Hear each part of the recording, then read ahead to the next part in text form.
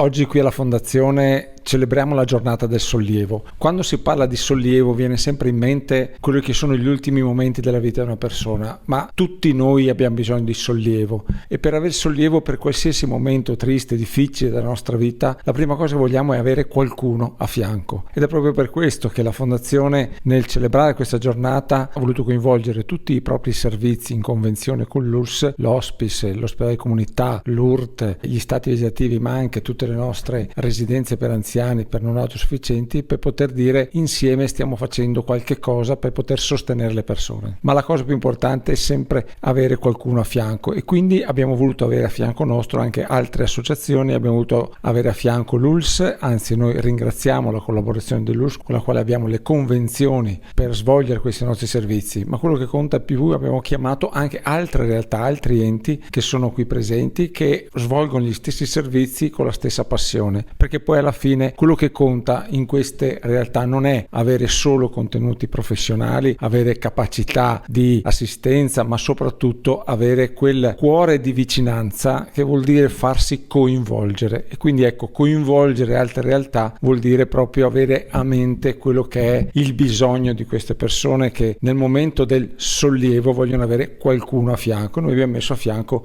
tante persone, come mettiamo ogni giorno a fianco di questi nostri ospiti, pazienti, la vicinanza, il conforto, il sostegno, perché ognuno di noi non può non sentirsi coinvolto in una giornata come questa.